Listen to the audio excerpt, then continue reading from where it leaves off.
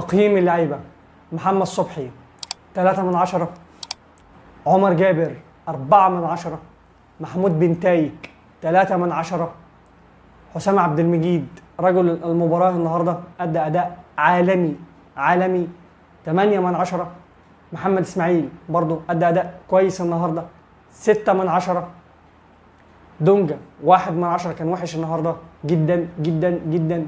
عبد الله السعيد، بص انت 40 سنة لعيب خبرة، متوتر، مش واثق في نفسك، حط الكرة في النص.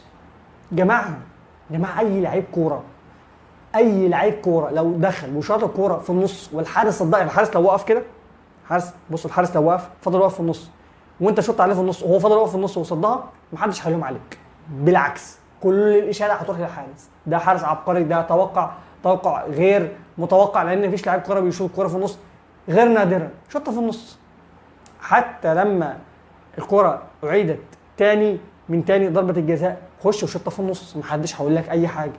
فعبد الله السعيد النهارده 3/10، ناصر ماهر 2/10، خوان بزيرة 1/10 كان وحش النهارده، ما ده مش خوان بزيرة ابدا.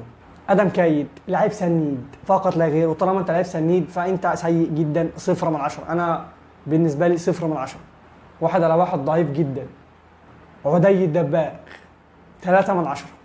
التبديلات: احمد فتوح 1/10، احمد شريف 2/10، عمرو ناصر كان بيحاول 4/10، ناصر منسي 0/10، عبد الحميد معالي 0/10، يانيك فيريرا 0/10. إدارة الماتش وحشة، تبديلات سيئة، كل حاجة في الماتش النهاردة كانت وحشة جدا جدا جدا من يانيك فيريرا.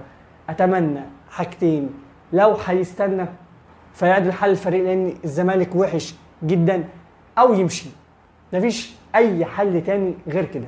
ولو سألتني أنا كحازم، أنا أتمنى إن هو يمشي في أسرع وقت بصراحة، لأن الأداء اللي شفناه النهاردة ده من الفريق فيسأل عنه رقم 1 المدرب.